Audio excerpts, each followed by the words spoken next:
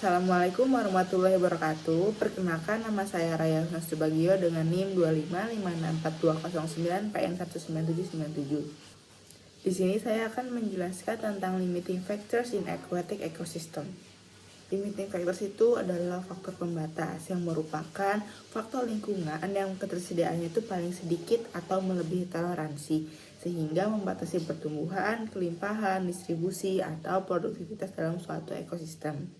Faktor pembatas itu dibagi menjadi 3, yaitu faktor fisik, faktor kimia, dan faktor biologi. Ketiga faktor tersebut dapat diidentifikasi melalui respon peningkatan atau penurunan pertumbuhan, kelimpahan, dan juga distribusi suatu organisme saat faktor tersebut berubah atau faktor lain yang dibutuhkan tidak berubah. Berikut adalah hukum-hukum yang digunakan untuk membantu menginterpretasikan faktor-faktor lingkungan.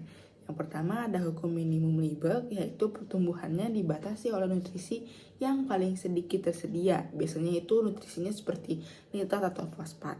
Nah, bukan oleh total nutrisi atau yang paling melimpah. Yang kedua adalah hukum faktor pembatas atau Blackman. Ini tuh proses biologis yang kompleks akan dibatasi oleh faktor yang lajunya paling lambat. Yang ketiga itu adalah hukum toleransi atau hukum Shelford. Ini tuh mengindikasikan bahwa organisme itu butuh kondisi yang tepat. Terlalu sedikit buruk, terlalu banyak juga buruk. Ini menunjukkan juga bahwa organisme itu sangat bergantung dengan faktor lingkungan yang sangat kompleks. Selanjutnya ada prinsip dan mekanisme faktor pembatas. Ini menyangkut dengan hukum Lieberg dan juga prinsip Shelford. Yang pertama, zona optimum. Kondisi terbaik, populasi akan tumbuh maksimal. Yang kedua ada zona stres, yaitu organisme bertahan hidup, tetapi pertumbuhannya jauh lebih lambat atau sedikit. Yang ketiga ada zona intoleransi. Kondisi ekstrim terlalu tinggi atau terlalu rendah dapat menyebabkan kematian. Selanjutnya, klasifikasi faktor-faktor pembatas. Yang pertama, berdasarkan jenisnya. Nah, itu dibagi lagi menjadi 2, ada abiotik dan biotik. Untuk abiotik itu, faktor fisika kimianya adalah suhu, cahaya, pH, salinitas, dan nutrien.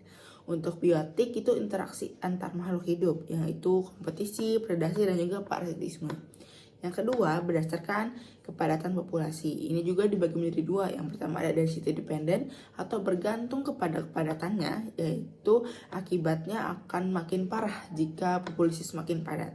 Yang kedua itu density independent, tidak bergantung kepada kepadatan.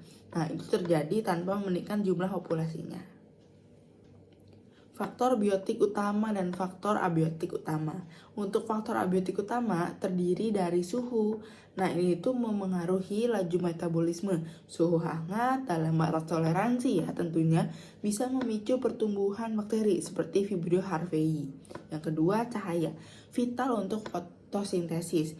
Uniknya, cahaya rendah kadang justru meningkatkan fitoplankton karena berkurangnya saingan dari tanaman-tanaman besar. Yang kedua itu salinitas dan DO. Ini penentu utama struktur komunitas mikroba dan juga respirasi ikan. Yang ketiga nutrien, ada fosfor dan nitrat atau nitrogen. Nah, fosfor itu di air tawar dan nitrogen itu kebanyakan di air laut. Lalu faktor biotik utama ada kompetisi, predasi, parasitisme, dan juga penyakit. Kompetisi, persaingan memperebutkan ruang, makanan atau pasangan bisa terjadi antar spesies berbeda atau sesama jenis. Yang kedua ada predasi, menjaga keseimbangan. Jika predator hilang, populasi mangsa bisa meledak melampaui daya dukung. Yang terakhir ada parasitisme dan penjaga penyakit, menyebar lebih cepat pada populasi yang padat, menurunkan sistem imun hewan akuatik. Selanjutnya ada faktor antropogenik atau yang disebabkan oleh kehidupan manusia. Yang pertama ada polusi dan eutrofikasi. Ini merupakan masuknya limbah nutrien yang menyebabkan alga blooms yang merusak kualitas air. Selanjutnya ada perubahan iklim, itu mengubah pola suhu dan curah hujan. Ini akan mengakibatkan habitat yang terganggu. Yang terakhir ada gangguan fisik. Deforestasi atau kerusakan habitat mengurangi ketersediaan ruang. Dinamika pertumbuhan populasi. Pertumbuhan eksponensial terjadi saat pemberdayaan tak terbatas atau pada saat awal pembentukan populasi. Pertumbuhan logistik, pertumbuhan melambat bahkan berhenti saat sumber daya menipis. Titik keseimbangan ataukah saat populasi mencapai daya dukung. Kesimpulannya, ekosistem perairan merupakan sistem yang dinamis. Faktor biotik dan juga abiotik saling berinteraksi untuk membatasi populasi agar tidak melampaui daya dukung lingkungan atau tetap seimbang. Pemahaman mengenai faktor-faktor pembatas ini sangat penting agar dapat menciptakan pengelolaan yang berkelanjutan. Sekian dari saya, mohon maaf bila ada kekurangan dan salah-salah kata. Wassalamualaikum warahmatullahi wabarakatuh.